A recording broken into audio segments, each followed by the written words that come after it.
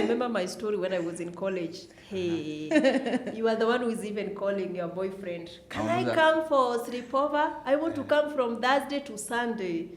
You don't want Sunday. You want also to have a story yenye utapigia watu on Monday. I went to my boyfriend's place. This and this happened. We went for out. We did this and this. Yeah. I think no one, especially when you are above 18 and you have joined campus.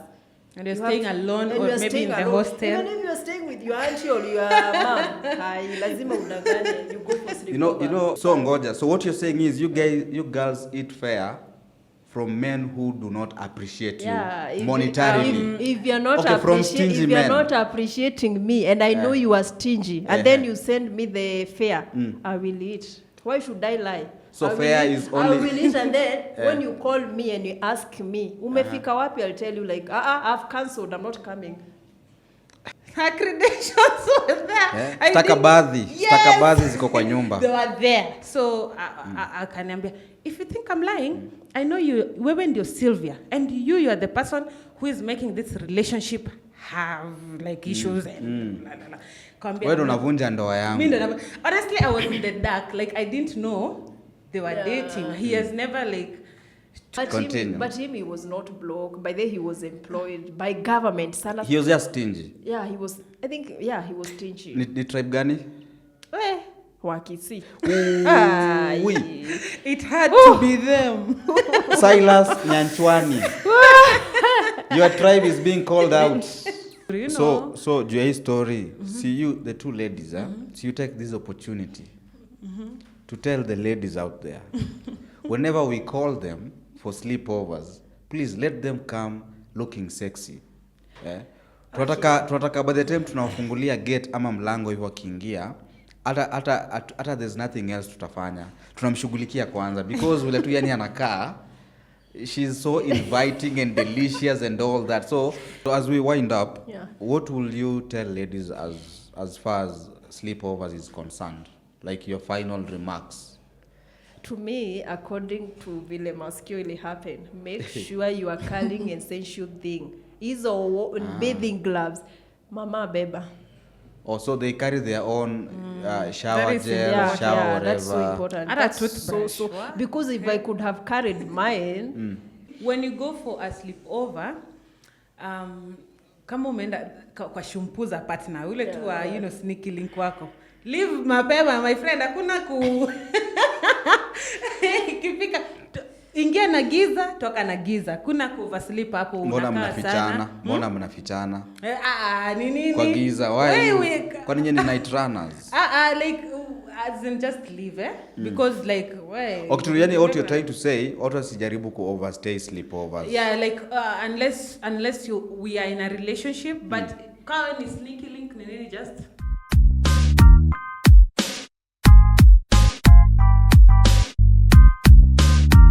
Welcome to our 6th episode of Offbeat with Lubanga. Today I'm hosting two lovely ladies. Ladies, how do we identify you? My name is Miss Kawela. Miss Kawela, you're welcome. In fact, I want to thank you for coming back and always answering my call when I call you. Yes, you will soon be a resident here. Yes, a resident guest.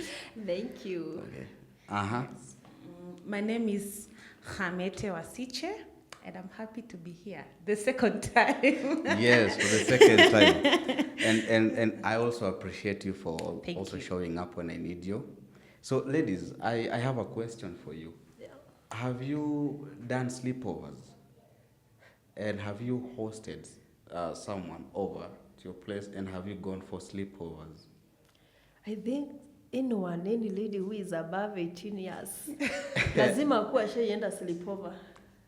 Any lady above 18 years? Above 18 years, especially above 18 years amemaliza form 4. So maybe she's joining campus or she's waiting to join campus. Sana when you are at campus, you have to go for sleepover. Especially those weekends. Yes. Hawezi kaa kwa hostel peke yako. How comes? No, that is impossible. You have to go for sleepover. Okay. What about you, Hamete? Have you gone for sleepovers? I have. I have. As she said, that is True. Yeah. Hakuna msichana mwenye ako above 18 mwenye hajawaenda sleepover. We will be sitting here and lying. We'll be lying. Kwanza wale wa campus, they usually say, mimi si bulb nikae kwa nyumba. I have weekend gone for. when it comes to Friday. I remember my story when I was in college. Hey, you are the one who is even calling your boyfriend. Can I come for sleepover? I want to come from Thursday to Sunday. You don't want Sunday. You want also to have a story yenye utapigia watu on Monday. I went to my boyfriend's place. This and this happened. We went for out. We did this and this. Yeah. I think no one, especially when you are above 18 and you have joined campus. And you're staying alone or maybe in the hostel. Even if you're staying with your auntie or your mom, lazima udanganye. You go for sleepover. You know, me, I'm just listening to the two of you, and I'm like, I hope men are listening, because they should not think that when they're approaching ladies out there that these ladies are angels and they haven't done these things. Some of us are, but then most men are naive. We always think like, hey, these women haven't done all those freaky things. No. So we assume that huyu ameishi tu na baba yake na mama yake, hajawahi enda hizi vitu. So men, you've heard it. From 18, do not trust her. Know that she's gone for multiple sleepovers, and they are not. No, you are getting it wrong. Yeah. What she meant is, yes. so like people have gone for sleepovers. It doesn't really have to be like to a male guy, a masjid. At times people go to even friend, to a friend, a girl. Yeah. So you are getting it all wrong. No, but me, the one I'm interested in is the sleepover for the men. I mean, I'm not going to sit here and ask you about ladies' night. The reason why we are saying a lady who is above 18 years, because mostly mwenye hakuchelewa kuingia shule by 18 years, she's done with secondary education. Yes. So at least that time, if hujachelewa sana, you might be seeing someone. Okay, so someone who sneaks you out of your father's compound once in a while to go for sleepovers. Yeah. Okay, anyway, so the second question is, so assuming, okay, I'm not going to assume, all of you have gone for sleepovers at your respective boyfriends' houses.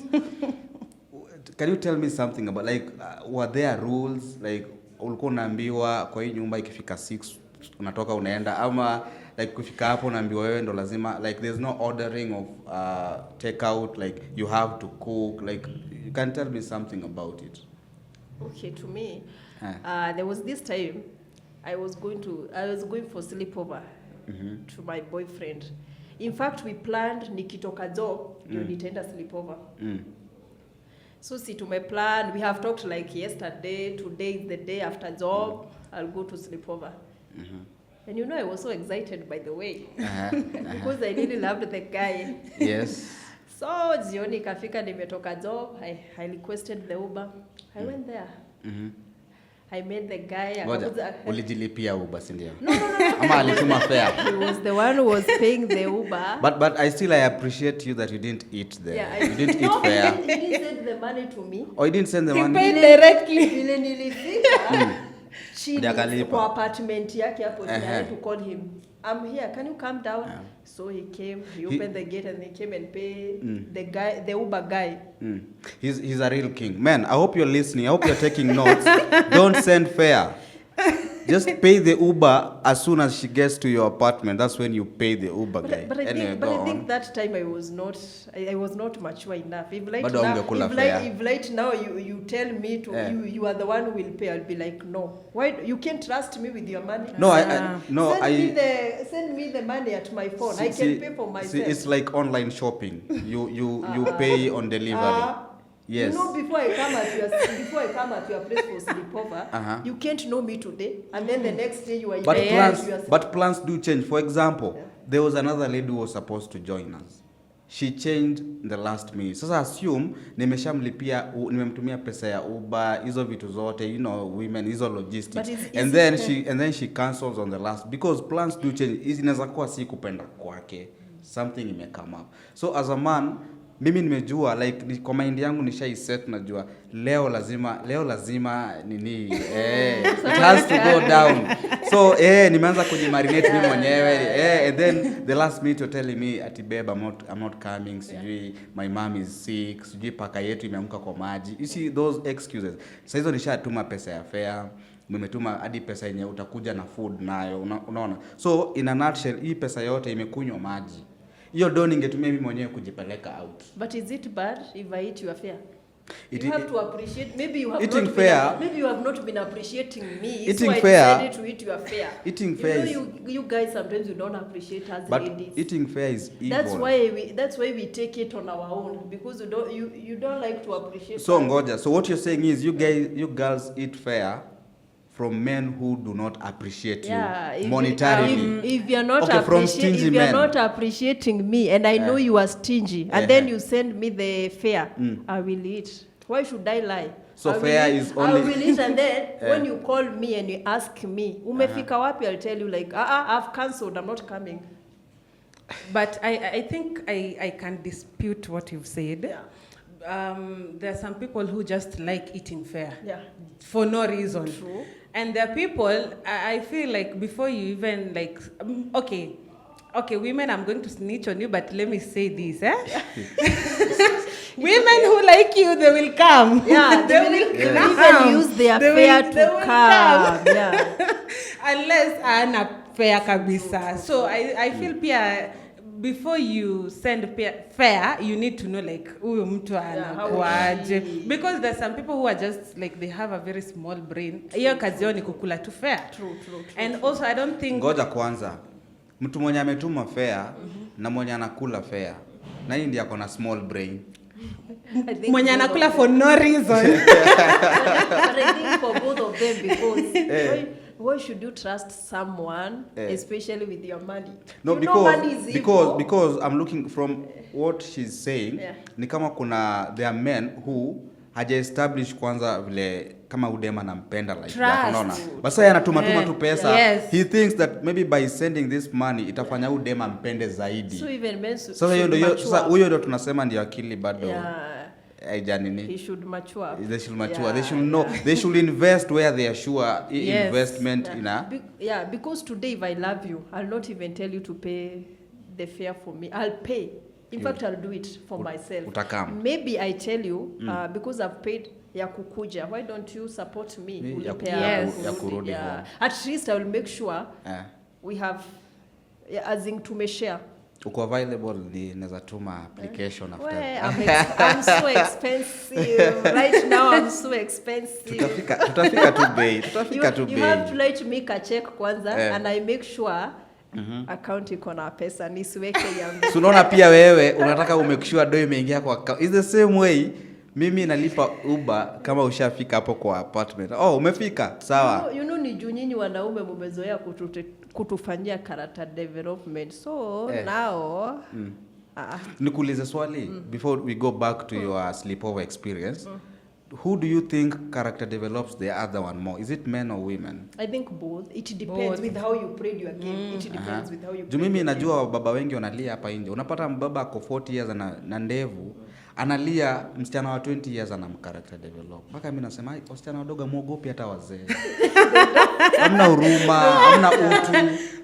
Imagine someone's father. Heshima the moment like validate na your age gap. Why did you approach a girl of 20 years? The moment umeni approach and you're 40, hapo tu hakuna dad daughter relationship. But pia si unajua siku hizi wasichana anakaa so machua anakaa mkubwa kumbe yako 16. But how she's thinking, how she's talking, you just know it. Let me ask you a question. At my age, I'm 20 is there. With someone who is maybe she's at 18 or 20. How we think is so different, Frank. You'll just notice, definitely notice how I'm listening and how she's also listening. You guys say women mature faster than men. No. She could be 20 lakini akili ni ya mtu wako 30. That one. Nimepatana na yeye, she's just showing me all these mature vibes. You know vitu zingine their beliefs. It's like how people say that men mature when they get to 40. The other men who are 40, but they have not yet matured. Me, I was told men will never mature. Me, I was told when men get 40, So they mature. So I've been waiting for some men to mature, and I'm like, Wait. I think men never mature. They never. Why are you saying so? They say the men will never mature. Like they always act. There's a childish aspect about them all through their life. But they it's will for never mature. everyone. That's the reason why you girls, you are 30, you're still calling you baby girls. There's a baby aspect in you as well. You know that childish to men, I heard it that when you get married, you have to take your husband like your child. Because those people, they wako na roho kidogo sana. Roho kidogo to mean what? You are not hardened, you people. So we are supposed to take you like children. Like May think they like being taken care of as much as they don't want to admit it outrightly, but they like being taken care of like children. Yeah. So Lubanga, if today you get that lady I love being taken care of, by the way. That is every but I don't like how it. she's putting it. I don't like being taken care of like children. No, take care of me that's as why the men when maybe they get married. Maybe I get married now, and then my husband, maybe we decide we want to get children. Yeah. Maybe after 2 years of marriage. So hapo 2 years tutakuwa tu sawa. But the moment a child comes in, mtaanza like attention, and pay attention, love sides, all you get now. We but take you as our firstborn. all I'm saying is probably maybe now those are the men you guys are saying how mature. You as a man who's mature, you know you're not supposed to compete. You know you're not supposed to compete for attention with your child. It's not, hey, once the child has come. But there are men who don't understand that. They'll be like, since this baby come, our connection. Yeah. Okay, now let's go back to now that your sleepover experience. Well, there's this day Lubanga. I went for sleepover. I've even written it at my diary. Because what happened to me, I'll never forget. Yes. So nikaitisha Uber. So we communicated, kesho ukitoka job, come. Nikaitisha Uber, nikafika, he paid, nikaenda. So it was allowed at 7. So wezi as a dem wezi lala vile ulioga asubuhi nitalala hivyo kwanza kwa mpoa. I want points. Even if I don't shower. At you want points. Even if I don't shower twice, I have to show you I shower twice. Even if nitaoga na maji baridi, I'll do it. Okay. So that day it was I get that place at 7, tukakaa hapo tukawatch movie kidogo. So tukapika at 8. Mimi nikaingia bafu kuoga. Unaona hiyo kitu ya kuoga, I don't know it was like kangunia, but gunia. not really like the ones you buy at supermarket, not kangunia. At this one upgraded. For supermarket they are upgraded. Huyo kama ananunua kwa supermarket, hafai kuongea kwa kikao ya mwanaume ni kutumia gunia. Gunia. Waitumia after 3 years inakuwa soft. After 3 years inarudi inakuwa soft sasa. Ushagoa ndio wanaoshia sufuria ndio tunaongea. Si ndio iluze nap ndio sasa waanze kusugua na mwana. Gunia tatu wapi na kona lobby? Si hizi gunia za makaa. Aina pale kwa mama wa makaa anamkatia kidogo. No. I think if you love yourself, buy something. At least that is even a gift. You can gift yourself. No, those are things only women give us. Kama siku hizi saizi there's a pandemic. Like right now there's a pandemic of girlfriends buying their boyfriends these vitu hizi gloves. Bathroom goalkeepers. Mnazita aje hizi gloves za kuoga nazo? Bathing gloves. Zinakuwa exfoliation and the shower gel. And shower gel. Vijana hapa nje ngozi na meremeta. Yes. At least to say we did something. We have to introduce new things to our empower. Men have been put on a regular self-care routine. But I've not met anyone who has said they don't love the gloves. They love it, by the way. I can't complain. The only complaint I have is when someone gave me those exfoliating gloves. The yen is a pink. Like I would have preferred the black ones, but anyway, gift too. So that day I went to shower. Sasa nikachukua kale kagunia. Not lili kagunia, the ones for supermarkets. Yes. As I was showering, I have to make sure I'm washing my at the back of my ear. As I was showering, you see this car here. I don't know what happened. Hiyo kagunia ikaingia hapo. Nilikuwa nimeweka earring. Let me tell you. Ulikuwa na earring kwa lobe. Yeah. Aka kakituka hapa. Yeah, that kapak hapa. Sasa nimeanza kujua hiyo kitu yake ya kuoga. Si nikaa zile za fishing net. Si hizo za fishing net. That one. Okay. Sasa I tried. Unajua sasa the moment nawachilia nasikia masikio ni kama inaanguka. That kangunia is heavy and it is wet. Na ni kubwa. So the moment naenda kuachilia hivi nasikia ni kama inaanguka. And then sikuwa nimezoea na chali sana. I was like, nimuite nikiwa naked, especially kwa bafu. Si mnaweza nini ya kwanza inaweza malizishia kwa bafu. And then niko na masabuni. I tried to remove it where haikukubali. So I pulled it. Hey! It's painful. My mood changed. Nikamaliza kuoga. I went to bedroom. I changed. See your time you're bleeding? Yes, I was still bleeding. But now he didn't note that time I was bleeding. But he noted my mood has changed. Okay. Because when nikitoka tu bath nikienda bedroom, he talked to me, but I was not in a mood of talking because I was like, if I didn't come for sleepover, this could have not happened to me. I wish I could have just slept to my bed. Now see, what will I be telling people if they ask me what happened to my ear? Nenda kwa wanaume. Dhambi. There are those questions, they come at your mind. You are like, maybe God didn't want me to come at this place. Maybe this is a warning. Maybe this is a red flag. Sasa tunaanza kuingiza God kwa mambo yako ya nasa. As a human being, there are those questions you'll ask yourself. No, but you don't bring God in your usherati. Lazima. Namuuliza Mungu, what else is going to happen to me at this place? Yes. Rescue me before anything else happened to me. So I'm curious though.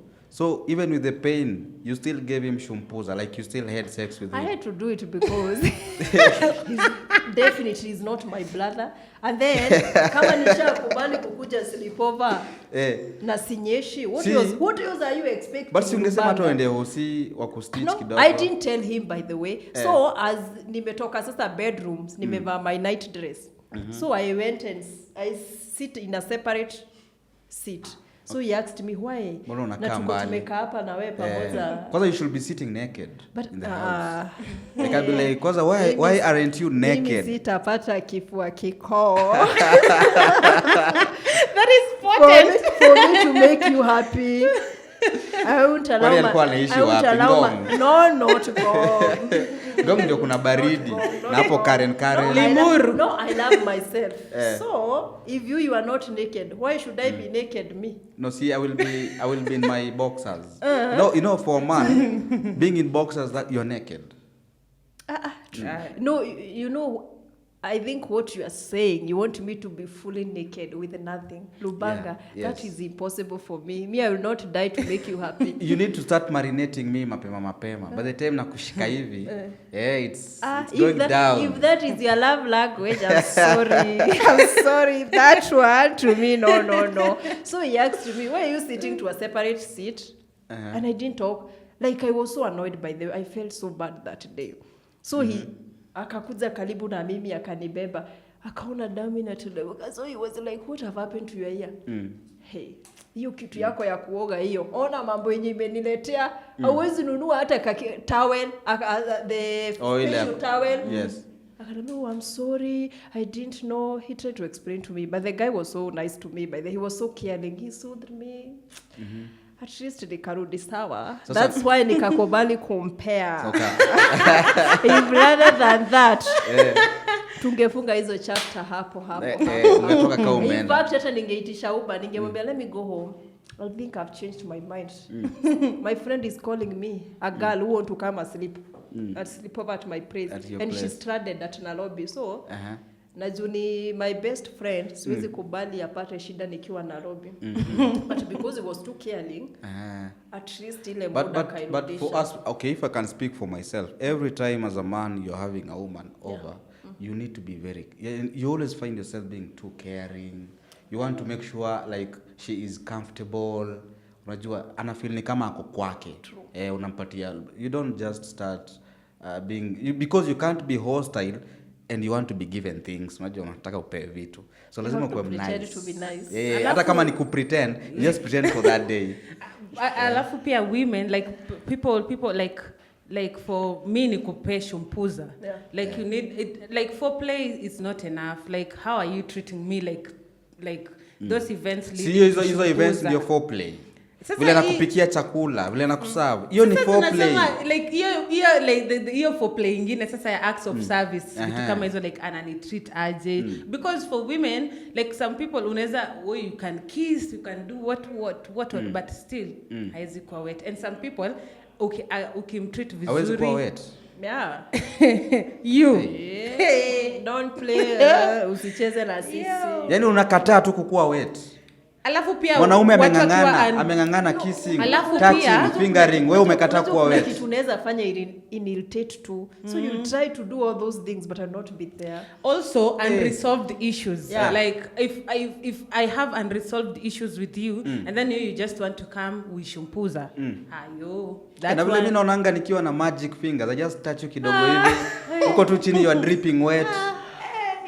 Probably ama sijapata wale wenye you are doing good.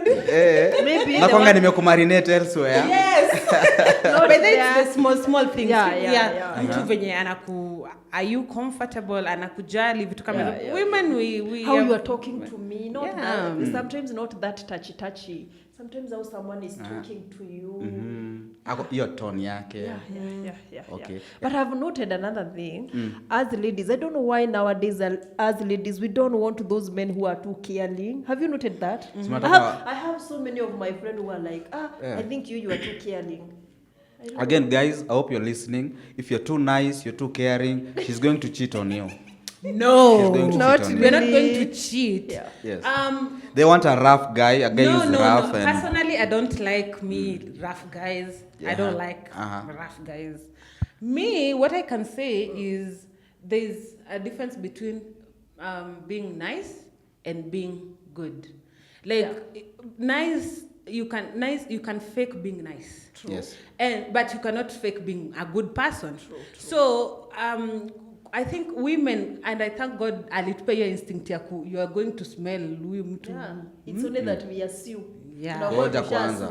Mimi mkisema mnaweza smell something from a guy, I always hit you with this line. Which one? I know. Wacha niseme. I know what he's going to but say. But smelling deadbeat dads is where you draw the line. That is where you draw the line. Honestly. Hapo kwa deadbeat. Mimi I can't mnakuanga wazuri ni vile I think mnaanzanga kuona mnatusaidia sana tukiwa na watoto wenyu, not that you are deadbeat. Ni vile unaona nimeanza kungala anangana na pesa yangu na mimi anipei kwani ngoja sorry kwani you guys are not being generous to your baby daddies like sexually being generous to baby daddies. So you appreciate him, at least he's paying school fees, rent. So once in a while unamwambia daddy kuja nirudishe, hata nirudishe mkono. Utarudi tu mali uliumiwa tu, yani surely you'll keep going back. Not permanently. But if it's not working, there is no future here. Why should you get back there? Why should you keep having sex with that guy? Because probably he's the one who gives you the best sex. Who na saa zingine na statistics zinasema ule kijana mwenye anakuumizanga roho kabisa yeye ndiye anakupeanga the best sex.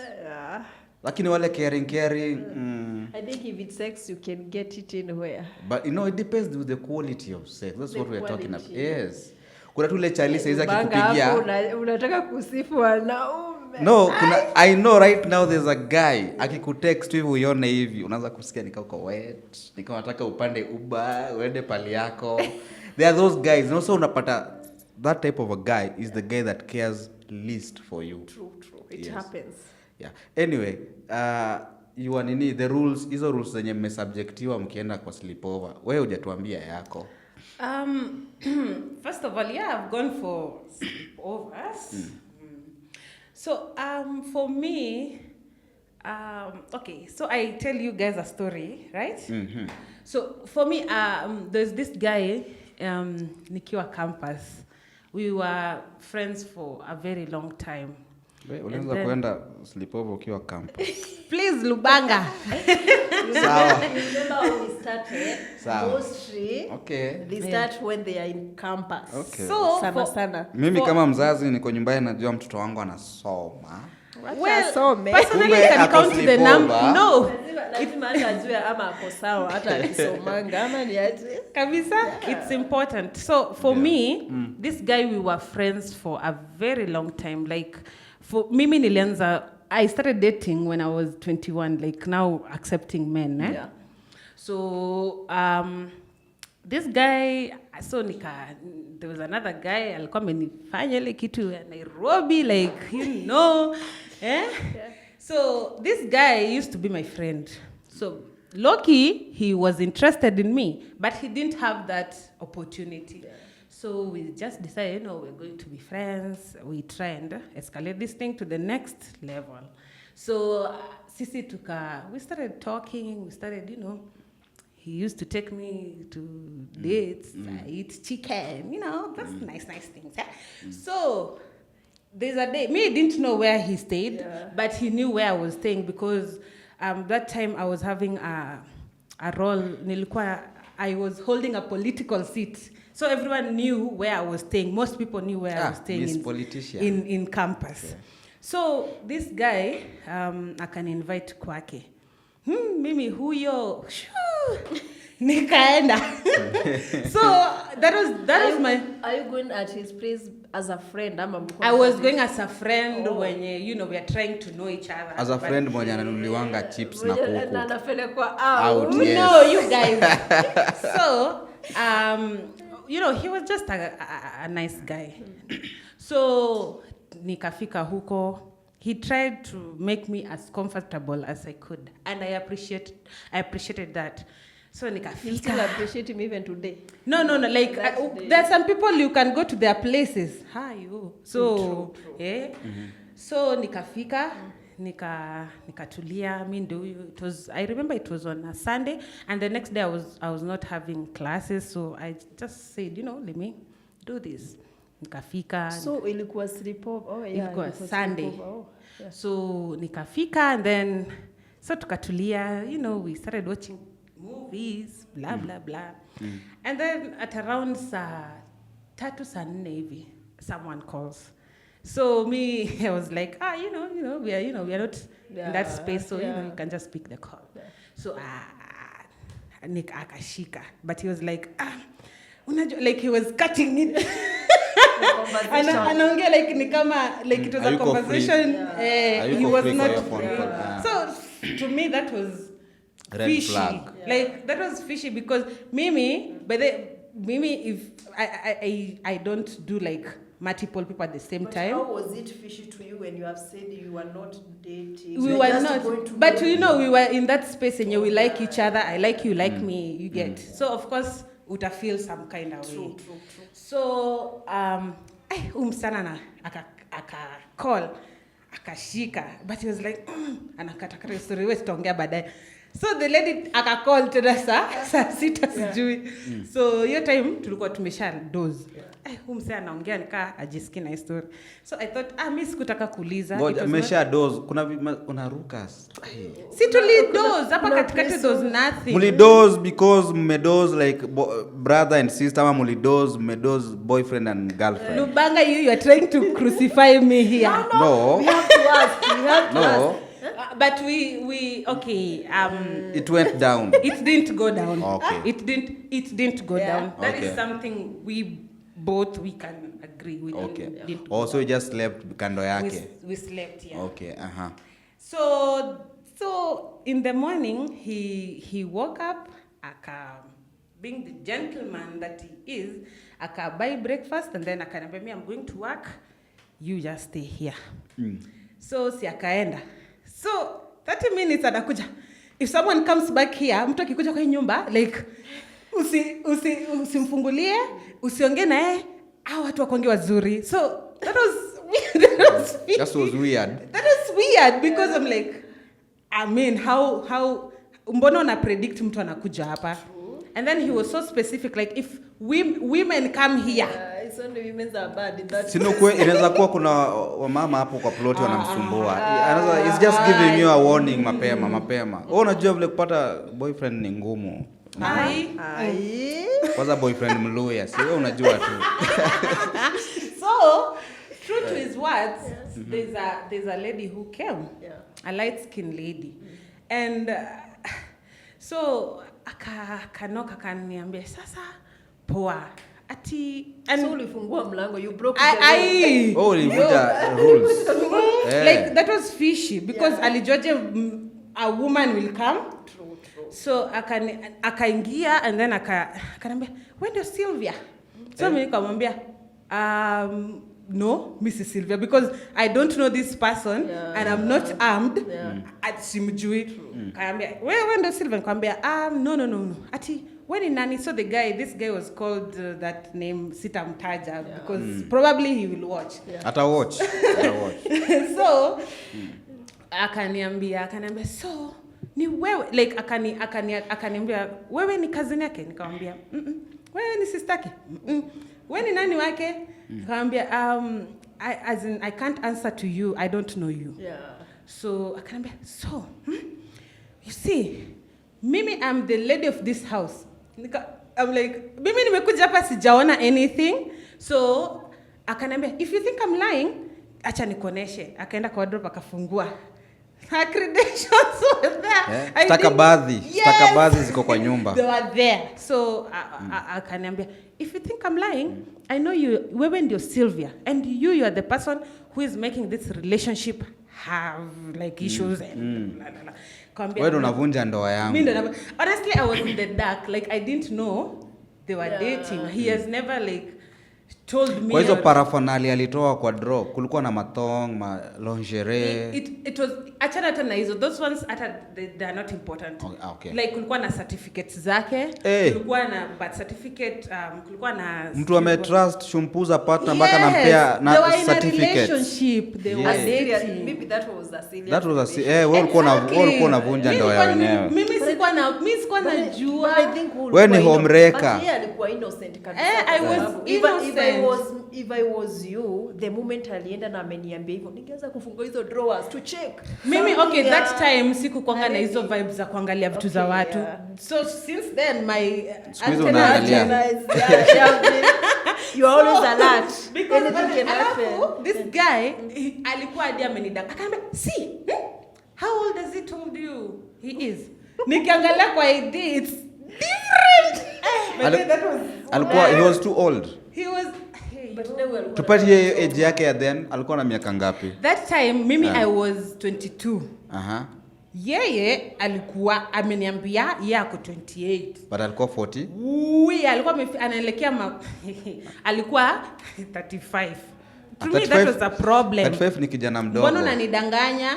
But 35 ni kijana mdogo. I never thought men lies their age. As ladies, we are the one we always remain. It depends who you're trying to get. If you're trying to get a 20-year-old and you're 35, you have to tell the 20-year-old you're 26. Yes. When you get a 18-year-old girl, utamwambia uko Nikipata?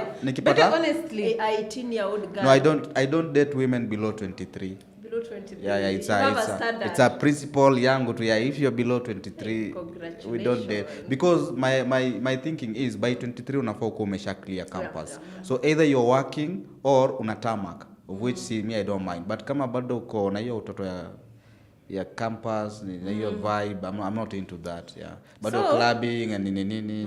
But you can get even ladies who are even the late 20s, even that they are still clubbing. Yeah, but sasa unajua the number is not that obvious.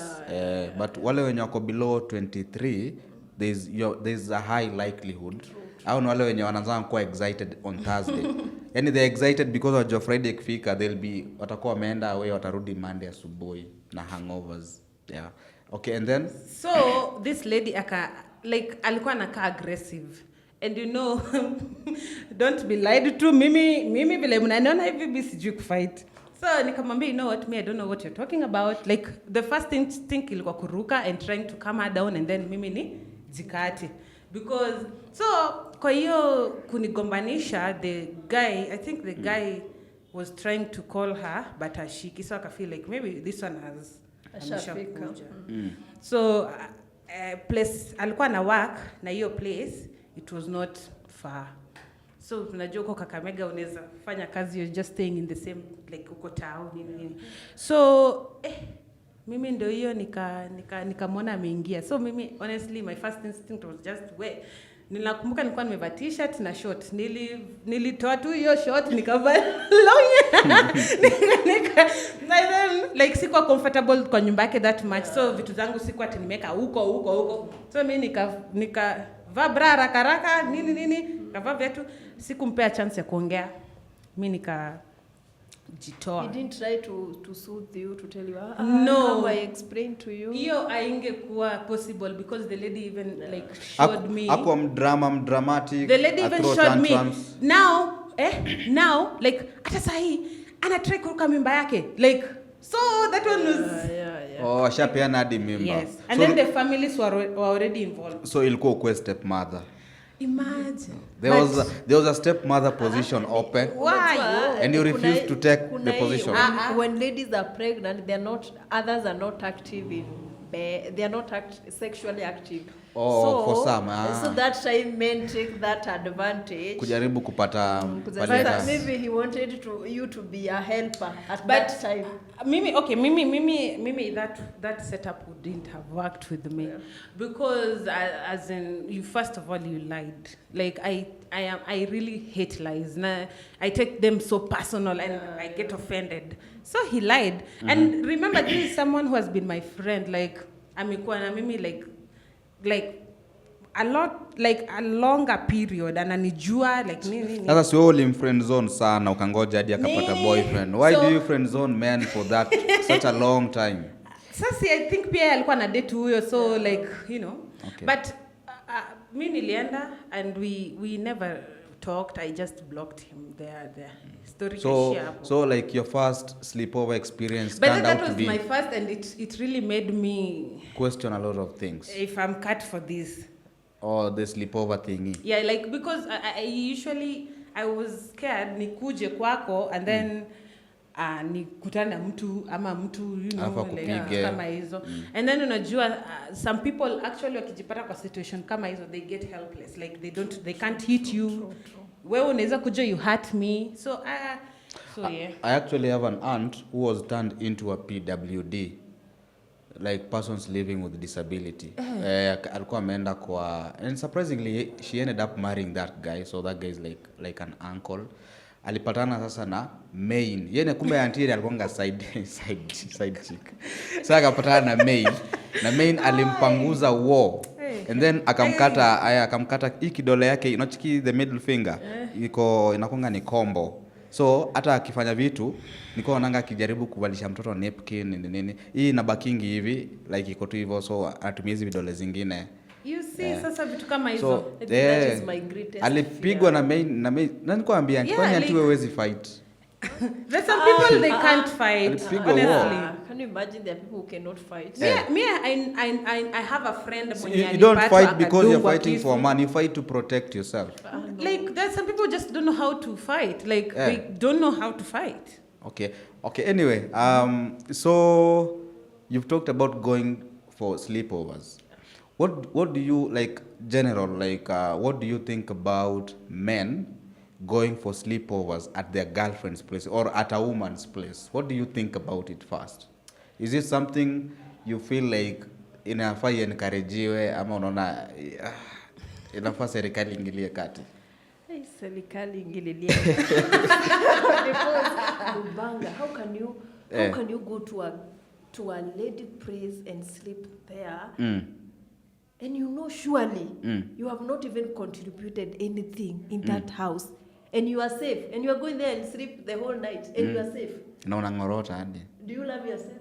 If you love yourself, don't go. So you're saying it's not something like you feel like it should be disbanded, like men should not go. But if you are maybe you are paying, you are assisting her to pay the rent, or maybe you are doing a car shopping. At least that time you have that courage ya kukaa kwa I pay, I contribute. So do you think, what do you think about, like, is it something that government should disband?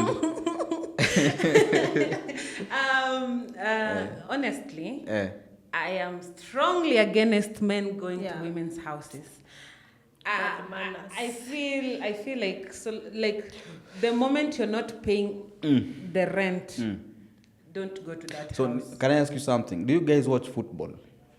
I do. No, I don't. But you're familiar with football. Yeah. So you know there's always the away match and the home match.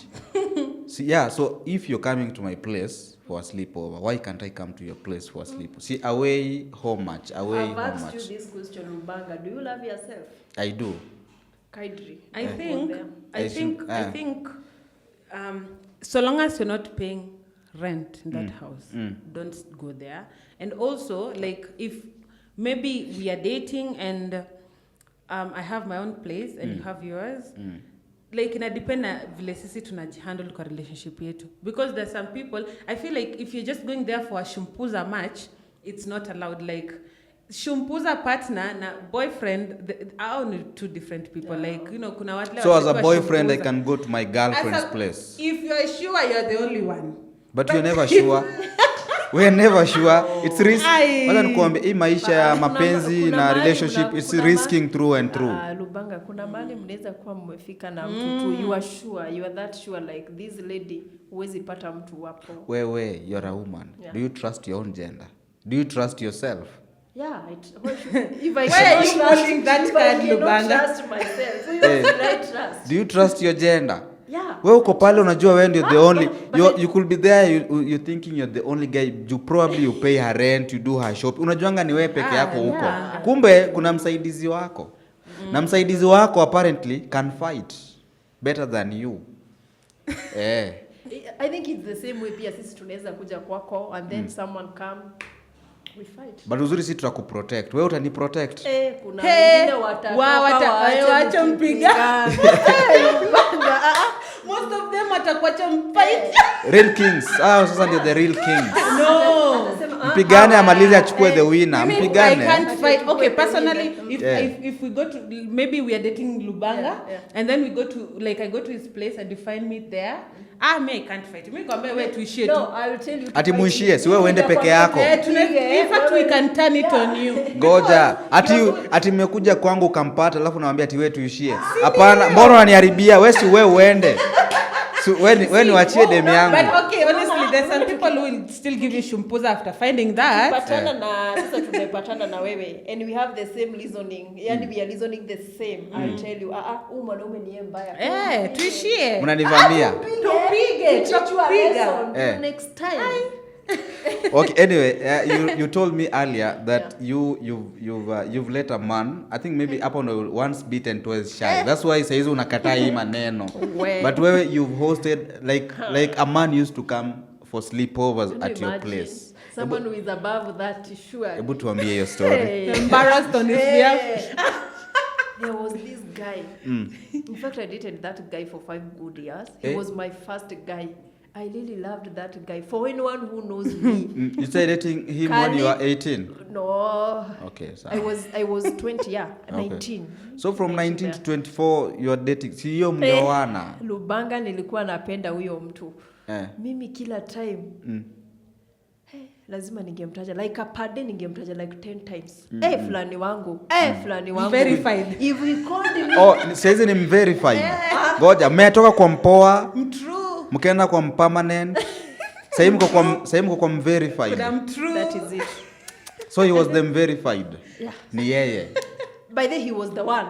Yule mwenye hata ningemkubalia. Me, it's very hard kukubalia ukuje kwa nyumba yangu. So he could come anyhow bila nataka angekam. So akinipigie simu mimi, anipigie tu hivi simu. Hata kama sasa tuseme you are my friend, tuko pamoja na nyinyi hapa. Nilikuwa naanza kukua wazimu. I'm like, uko njaa, utakula nini? Huyo mimi kwa mama kibanda, I could go and buy chapati. because I don't know how to cook chapati. You don't know how to cook chapo, but you have to impress the guy. Akikuja namuuliza utakula chapo na nini? Ama si tuende tukabae nyama, I better kopa my friends money. Tunaenda kope nyama. Can you imagine a mature man kabisa mtu mwenye alikuwa anafanya kazi. Hebu pause kidogo. Yeah. Guys, if you have a girlfriend who cannot kopa money to impress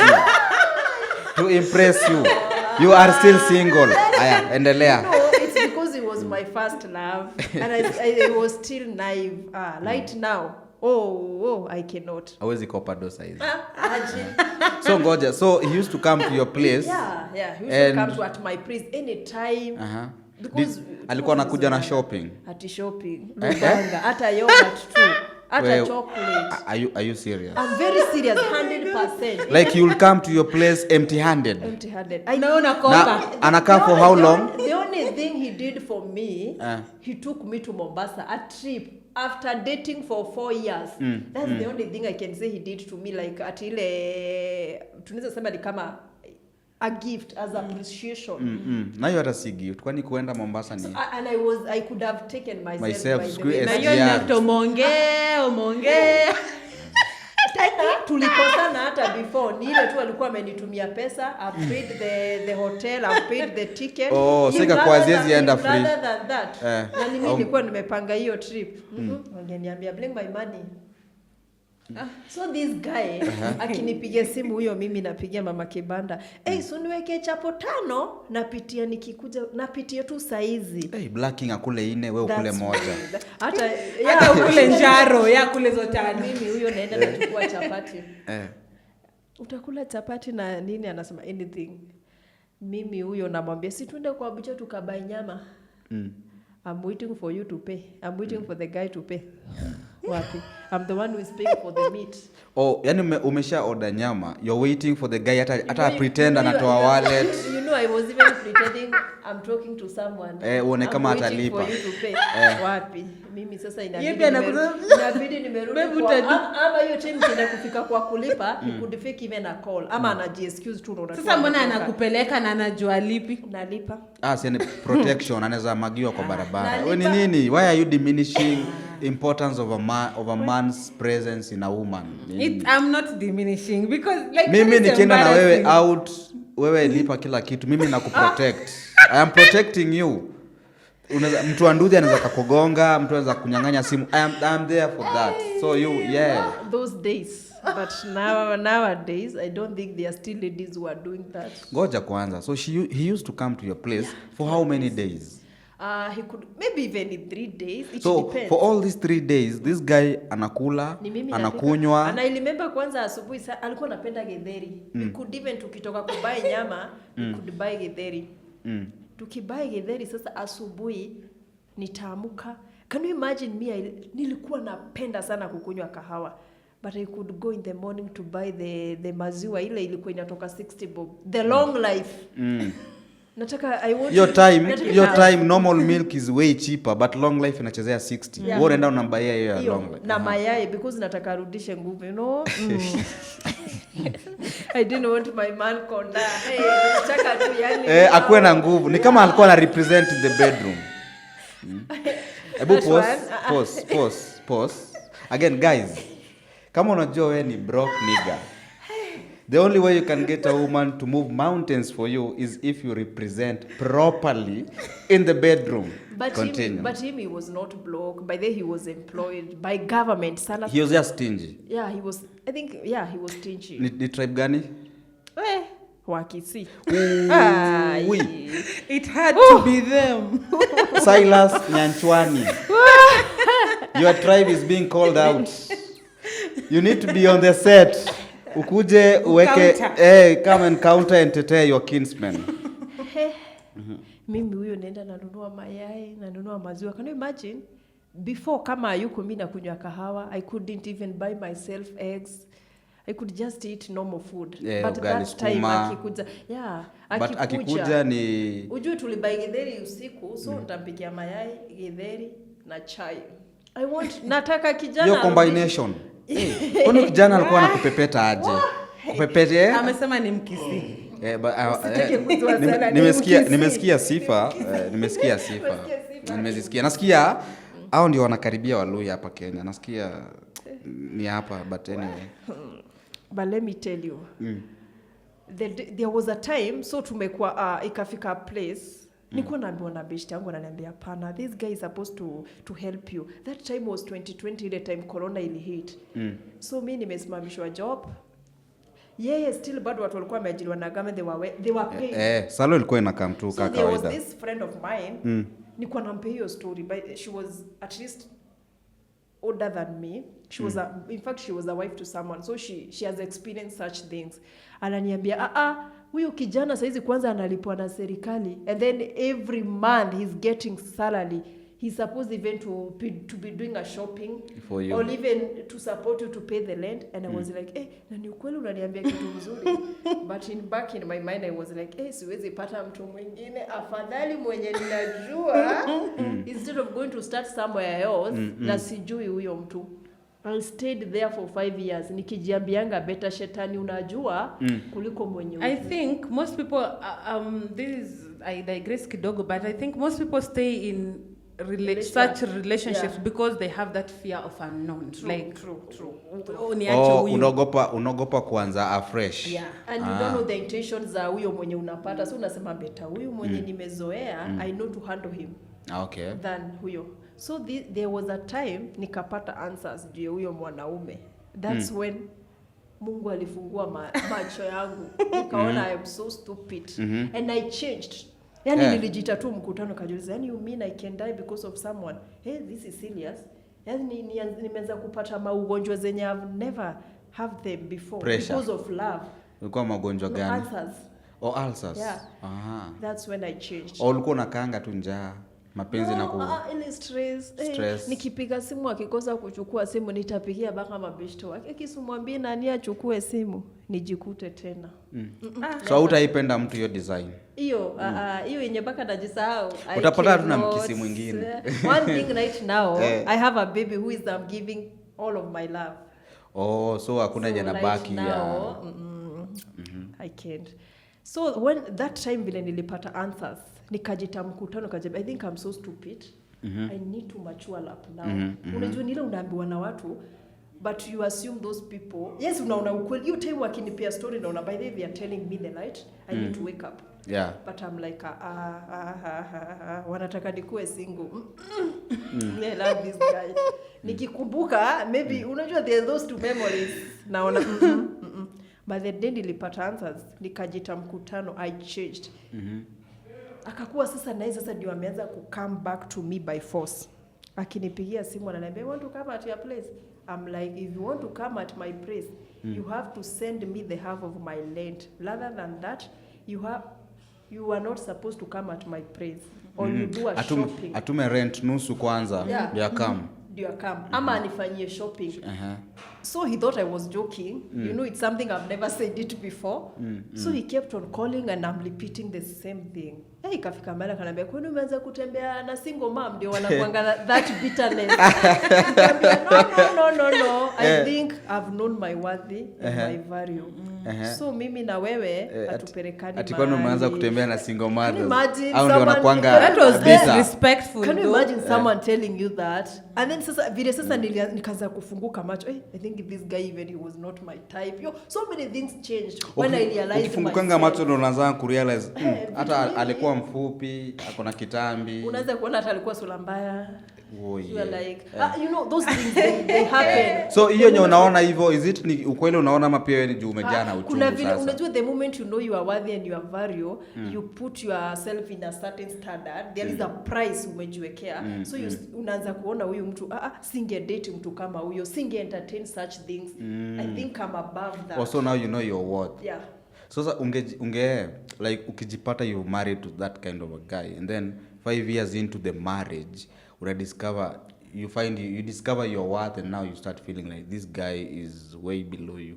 I think that's why sometimes unaweza pata in marriage people they stay together but it's not like they are married each other. Wanavumiliana. Ile unajua nowadays kuna watu wanasema mimi namvumilia juu niko na mtoto naye because maybe angekuwa ameniona niko na mtoto ingekuwa anasema for the sake of my baby let me die here. Okay.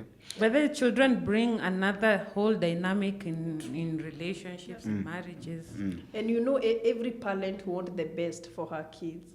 So we ukae tu place toxic but mtoto ako well taken care of. Yeah. Okay, anyway, because we were talking about sleepovers, is there any rules you abide by, like the preparations before you do a sleepover, like that preparation and how you put yourself together? Ama jumili nimewahi kuwa na a few incidents wenye women are coming over at your place.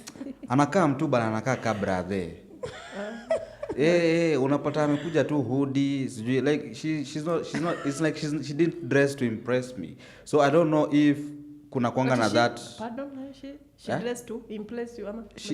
Like she did not put effort to dress to impress me. Because I'm thinking like there's a guy I know there's a lady alienda kumtembelea and them we both know. Ni msichana tu, you know these women who hawk njugu. Sio njugu. Those hawkers.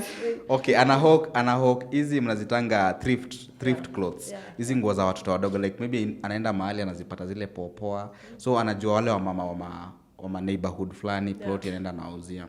So she's known like ni mtoto anajulikana, hiyo ndio kitu yeye do. So alimuinvite, like tukimwonanga akifanya hizo hawking, she looks very basic. Like ni mtu wa zamani, siwezi muangalia nisikie amenibamba sexually. You understand? Yeah. But so the guy aliniambia he finally managed to convince the lady to come to his place. Alikuja Friday jioni. Anaambia alienda kwa nyumba akapata msichana alivalia mpaka heels. Ni kama it's like she has Addis and the best yenye hatujawahi muona nayo. Like ni kama hiyo days ilitolewa chini ya suitcase huko chini kabisa. And then nywele akaunda kidogo, akajispray marashi hapa na pale. So alikuja uchali alishtuka. Alikuwa na expect tu kupata ule hoka. But alipata msichana anaka different na alisikia poa sana. Hata game ananiambia ali overperform. So nyinyi wanaume mnafurahianga tukivaa to kill. So no nilikuwa nakuuliza. So do you like put anything into like maybe for example mtu amekwambia chali yako amekwambia nataka uende umcheki for a sleepover maybe from Friday all the way to Sunday. So do you put any preparation into it ama wewe unaamka tu unafunga kitambaa kwa kichwa unaenda? Mimi if you tell me now I come at your place maybe for 3 days. Unaona tule to dress. Tuzuri I'll pack. If tuseme najua maybe you don't like trousers, you know there are men who don't like ladies who are wearing trousers. Maybe najua unapenda dresses. I'll make sure I've packed the nice ones, the cute ones. At least unajua you know I heard this story, the reason why unapatanga wazee wamechukua the house girl. Mimi nikioleka I feel like I'm comfortable, ni kama nimefika. Unanipata na dela. Hata hujaiona nywele yangu, hata ukinipea pesa haujuangi nilishuka. Unapata nimevaa kikofia. Na huyu the house girl anavaa nice ka short, a nice kamini skirt, kakifua kakoinji kidogo. Mimi even if I grew old, lazima kama naenda date, I have to wear my best by the way. Lazima represent. You know, I know one thing, the way you dress, sometimes it talks more about you. There is a way you as a man, ukiona tu dem amevaa, kuna vile utajua hapa unaweza fika bei ama utafika. So for me, if I'm going for a date, I'll wear my best. I'll try to do my best by the way. Not only to impress you, but I always feel well when I'm wearing nicely. So it's partly even for you. Yeah. So what about you? Like, do you feel like wasichana wanafaa kuwe na hiyo preparation before waende waone their shumpuza partners? Yes. By the way, nikwambie hapo ndo kama uja shave na shave at least to you. And then like for kama you have to shave. By the way, you have to mimi nasemanga if you have to go your way as in uende vitu kama hizo, at least please just make sure you are clean. Just alafu look good pia like even for the sake of yourself. Just make sure you are smelling nice. Yeah, and then you're looking good. Hata kama utakaa kwa nyumba the whole day or something, just at least upate unakaa vizuri, you know. So juu ya hii story, see you the two ladies, so you take this opportunity to tell the ladies out there, whenever we call them for sleepovers, please let them come looking sexy. Tunataka by the time tunawafungulia gate ama mlango hivyo wakiingia, hata there's nothing else tutafanya. Tunamshughulikia kwanza because vile tu yani anakaa, she's so inviting and delicious and all that. So tutaanza kupiga story after tushamalizana na preliminaries. Yeah. After collect the first round. Yeah, collect the first round. Yani, if you come dressed, you look the way you want to look. Sometimes you may end up just collecting one round the entire weekend. Na nile one round tu ya kuforce, unajua, force tu. But women should women should always for me personally, mimi if I go to my verified, I have to look yummy, my friend, I have to look yummy. And that is common knowledge. People should know that they should smell good, whether they are in that house, just for yourself and for that person also. Because speaking on behalf of all men, I believe I speak on behalf of all men when I say this. Don't come dressed in those tight, extremely tight jeans. It's not even healthy for us ladies. It's not. Yeah, it's not. It's not. Because those tight jeans give us hell in the bedroom. Open. By the time we are done, when wala uko na talent. Yes. So the thing is, in fact, see, nowadays nasikia it's a thing to women are walking braless, pantyless and all that. Pantyless, Joe, there are some people who are complaining like there's some women who are not clean, so wakipanda Uber or what they live. No, me, I don't care about the Uber guy. I care about myself. I don't mind you. Want to walk pantyless, at least make sure your health chini, it's good.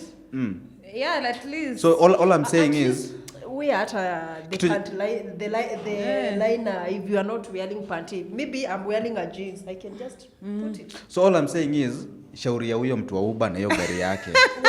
Whether ulimchafulia Uber yake, si umelipa, si atapeleka Uber car wash. Wewe show up pantyless, braless. So you are advocating for ladies who are not wearing panty and bra. Yes, especially when they're going at their boyfriend's places. What if I got kidnapped before I get at your place, Lubanga? I think to me it's not safe. Kwani being kidnapped when you have panties on and when you don't have panties, what's the difference? Lakini Lubanga, imagine nako kavumbi, maybe nagojea mtu wa Uber nimetelemka kwa stairs, niko hapo sina panty yako kavumbi and then unakuja tu umelala na maybe hata utanipea time ya kwenda kushower. Hapana, si ukifika tu hivi. As in it's easier to tear everything off your body, but hata utakumbuka kuniambia tu kwa hiyo na wewe nani amekuambia tutaanzia bedroom? Si tutaanzia kwa bafu. Lubanga. Tutaanzia kwa bafu.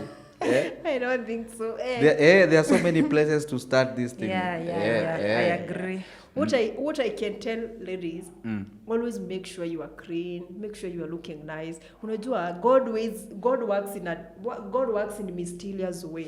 Unaweza kuwa unaenda kwa boyfriend, maybe that boyfriend is not your plan. He's not the one God have planned to be your future husband. Kulingana na vile ulikuwa unapatana na mpoa mwenye verified soul, mwenye ni always make sure you look nice. I think so many men look so like you can meet your soulmate on your way to your boyfriend's places. Nice.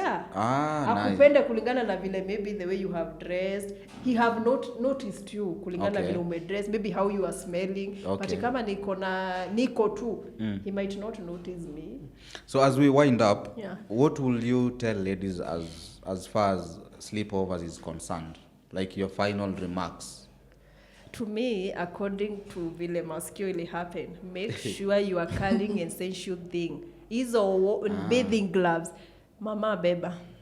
Oh, so they carry their own shower gel, shower whatever. That's so important. That's so because if I could have carried mine, can you imagine? I still see this mark, and it reminds you of that guy. So bad.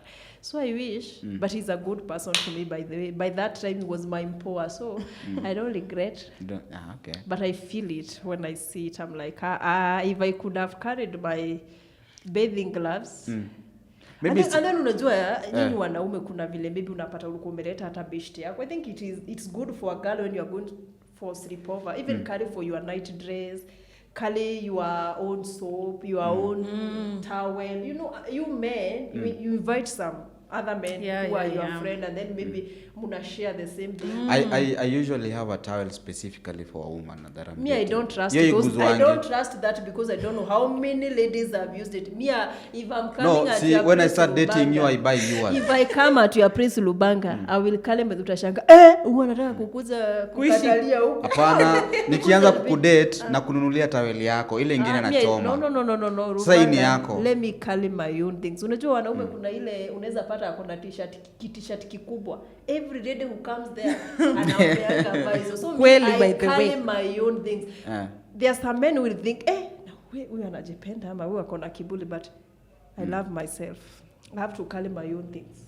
Okay. It's a valid you ladies out there, make sure carry your essential things for the sake of yourself. You know, nowadays there is even skin disease.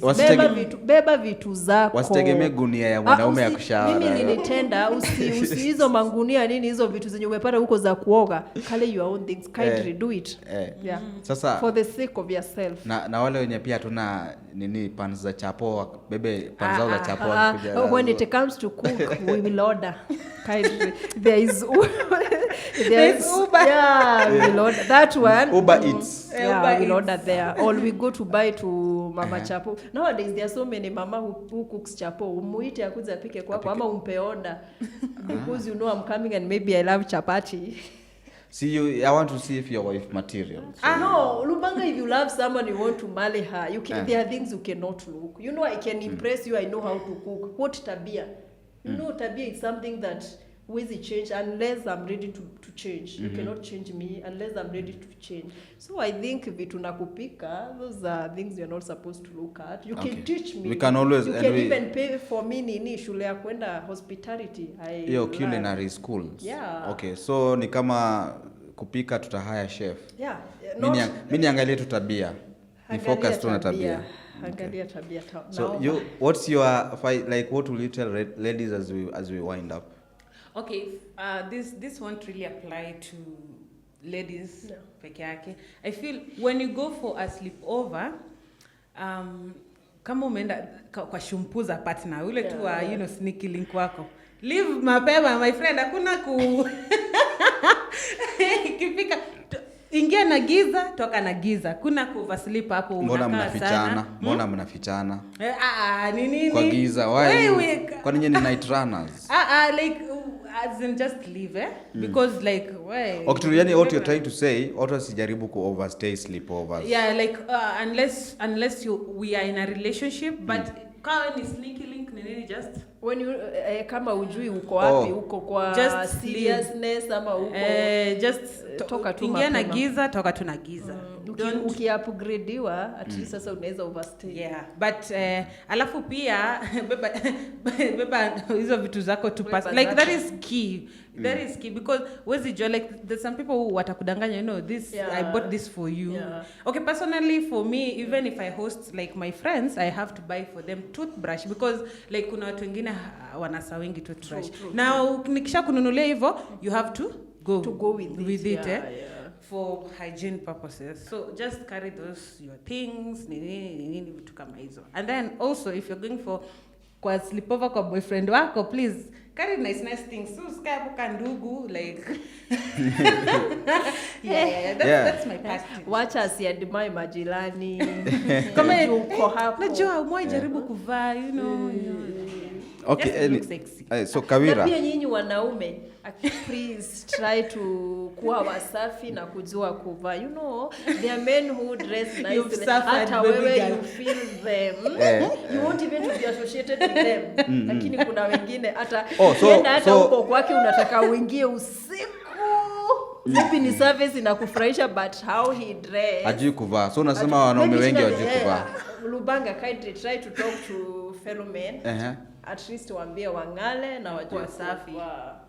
Kuna msichana nilisikia juzi akisema ati siku hizi wanaume wengi wana apply cologne, designer colognes, kuzuia uchafu na like anavaa tu vibaya, nadhani hiyo designer cologne itafix kila kitu. Can you imagine hujaoga umeapply hiyo nini? Cologne. Can you imagine sasa hizo zimeshikana sweat na hiyo utasmell aje? So unajua mimi si dem, siwezi relate. Si wewe maybe una date mimi. But try to picture. It's ni kama beberu. Ni ile kondo ile. I think everyone just needs to be clean. Yeah. But you know men wanasemanga sisi wasichana sana. Usikiangi wanaume wakisema ati the way we say we can do anything what a man can do. Unasikia vile wanasema ati can you go for 2 days without showering like us? Ongeni kila siku please. So tuoge daily. So anyway, I wanted you before we wrap up the show, you sell yourself because I understand you run a business and maybe your potential customer might be watching right now. Yeah. Okay. I'll pitch again. My name is Miss Kawela. On my Instagram page, I'm called Maya Unique Correction. I sell vitu za wasichana clothes and also I do makeup. Okay. Yeah. And do you have a physical shop? Yeah, I have a physical shop at Jamuhuri Shopping Center. So they can find you there. Yeah, they can find me there. You are all welcome. Come and promote, girl. Please. Kuzeni muni promote. Nataka ningale. A pretty girl. Yeah. By the way, I met with someone who watched the previous show and tell that chick she has beautiful teeth. Ebu mwambie. Like your dental, he's in love with your dental formula. Anaitwa Richard Oduku nimefikisha salamu. Mwambie ni kama atafika Galama. I have a daughter. By the way, I have a beautiful daughter. She's so amazing, by the way. I really love her. Mwenye atafika bei ya kunipelekea mtoto Makina ama Liala. Guy, you are in. Yeah. Okay. My baby comes first, by the way. Okay. So guys, you've heard from the ladies what they expect when they come for the sleepovers or what they expect from you when you go to sleepovers at their places. So if you have any questions, you can write them in the comment section, or if you have anything, opinion in nini. And also if you feel like you need to be featured on the podcast, you can always reach to us. Like I think our contacts zuko hapo kwa description. Sindio, Mr. Director? Okay, until next time, so long.